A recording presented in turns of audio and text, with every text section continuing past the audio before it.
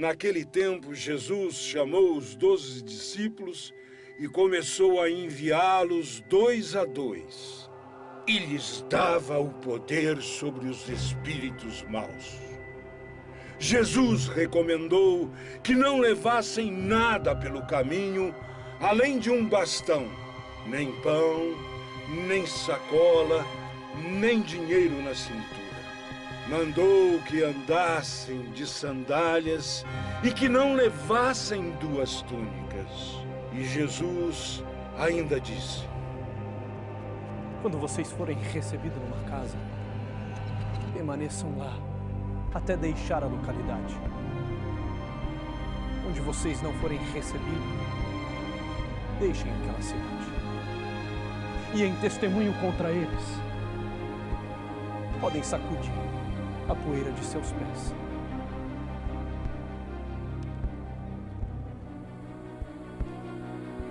Então, os discípulos partiram.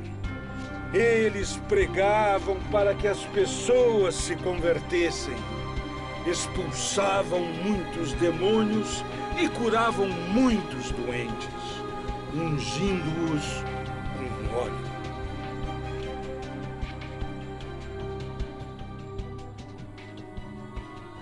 Estimados irmãos e irmãs, uma saudação muito especial a todos vocês que acompanham a meditação do Evangelho a cada domingo. A liturgia nos apresenta os textos bíblicos para nos ajudar a compreender a missão de Jesus, a missão da Igreja, a missão dos discípulos de Jesus. Hoje, este Evangelho nos fala da missão dos 12 apóstolos, aqueles primeiros que Jesus escolheu, considerando a sua vida, o seu modo de ser, a sua condição, considerando aquilo que era a sua existência naquele tempo, Jesus chamou 12. E deu um nome a estes 12, não discípulos, mas apóstolos. Constituiu estes homens como anunciadores que deveriam levar a sua mensagem, e são apóstolos exatamente porque vão antes, apresentam, criam o ambiente, criam as condições para que Jesus chegue, para que Jesus seja anunciado. Estes 12 colocados diante do anúncio do Evangelho devem ser as testemunhas fiéis, devem ser aqueles que vivem da palavra de Deus, vivem do anúncio do Evangelho, propagam o Evangelho, não para o seu próprio interesse, mas para que o Senhor Jesus Cristo seja conhecido, seja aprofundado no conhecimento e seja experimentado como presença viva. O Senhor Jesus Cristo, neste trecho do Evangelho, envia os 12 para pregarem o Evangelho. Dá a eles a capacidade da pregação do Evangelho. Avisa estes 12 de que eles serão acompanhados por sinais, sinais de que o Evangelho está sendo anunciado. Os doentes são curados, os demônios são expulsos. Aquilo que é do dia a dia da vida não supera a pregação do Evangelho, ou seja, são pessoas que estão destinadas exatamente a este serviço. E aqui uma coisa que é importante para os nossos dias. O melhor serviço que nós temos para fazer e que a Igreja tem para fazer ao mundo, o melhor serviço é o anúncio do Evangelho. É o anúncio da pessoa e do projeto de Jesus Cristo. Não existe outro. A Igreja recebeu esta missão de anunciar o Evangelho. Então a capacidade da Igreja de anunciar o Evangelho não vem de si mesma, vem do próprio Cristo. Os 12 apóstolos que confiaram nesta capacidade que o Senhor concedeu a eles, foram até o fim e conseguiram, todos eles, dar esse testemunho, até com exigência da própria vida, entregando a própria vida para que este anúncio fosse firme, decidido. Ainda o texto do Evangelho nos diz que estes apóstolos devem colocar a sua segurança apenas em Jesus Cristo, apenas no anúncio do Evangelho. Não devem levar nada pelo caminho, não devem ter nenhuma segurança humana, porque essa segurança humana às vezes pode impedir o anúncio do Evangelho. Nós temos que observar, existe alguma coisa que está impedindo que eu anuncie o Evangelho? Existe alguma condição humana, alguma circunstância, algum elemento que faz com que a pregação do Evangelho seja enfraquecida? Se existe, eu devo eliminar, eu devo deixar de lado. Aqui está a minha opção decidida pelo Evangelho do Senhor Jesus Cristo, pelo anúncio do Reino dos Céus. Com isso, queridos irmãos e irmãs, nós somos convidados a pensar. Aqueles apóstolos, os primeiros que foram enviados para anunciar o Evangelho, hoje são substituídos pela Igreja através dos seus pastores que devem pregar o Evangelho. Os bispos são os sucessores dos apóstolos. São eles que recebem, como consequência da sua missão, o anúncio do Evangelho e a capacidade de apresentar no mundo os sinais do reino. Não por eles próprios, não porque são melhores, mas porque é o Senhor Jesus Cristo que lhes dá essa capacidade.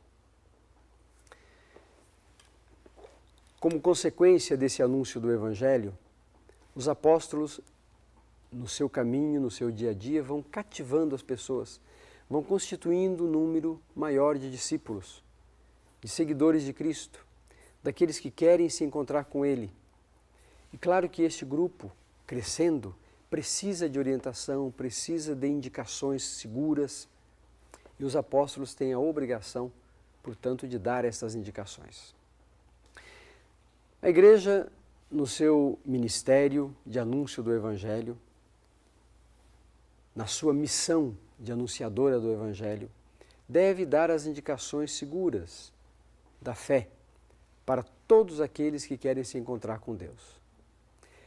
Essas indicações que devem ser seguras não podem ser pequenas, medrosas.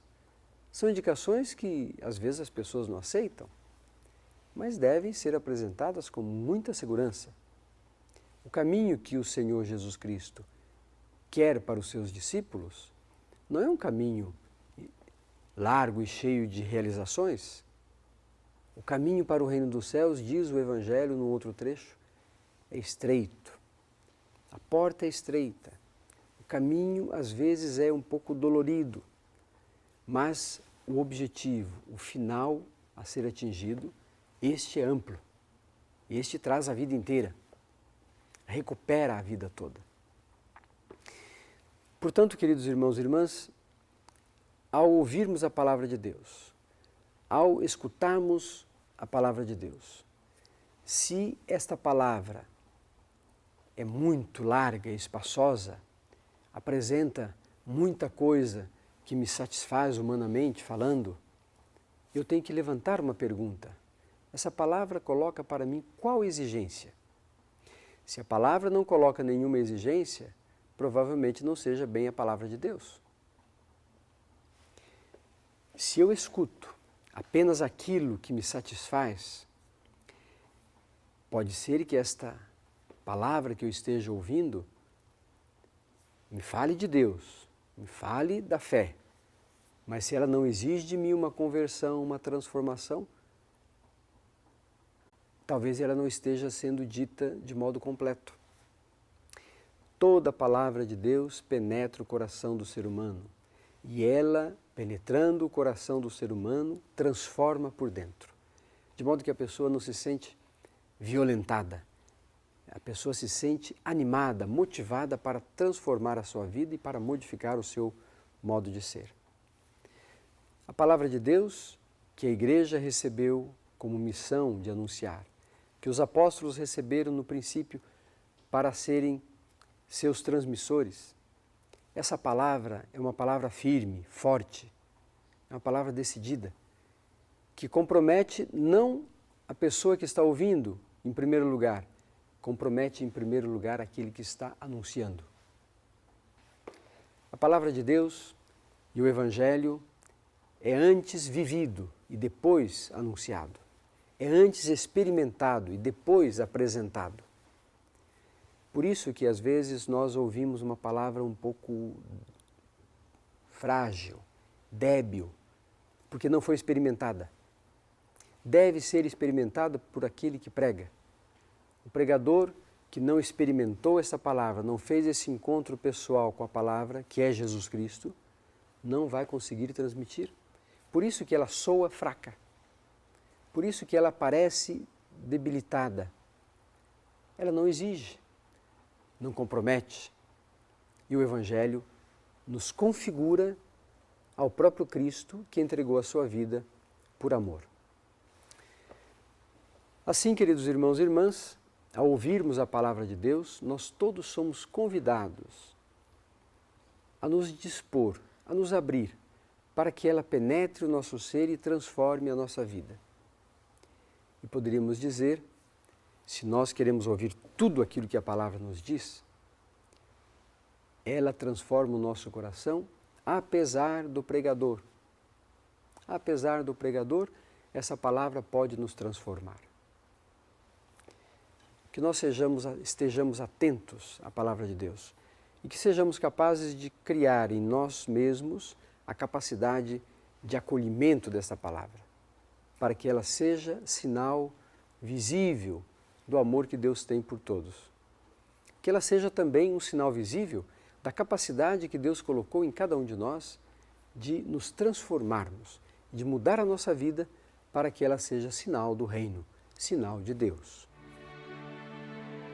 Os apóstolos voltaram para junto de Jesus e contaram-lhe tudo o que haviam feito e ensinado. Então Jesus disse a eles: Vamos para um lugar deserto, descansar um pouco.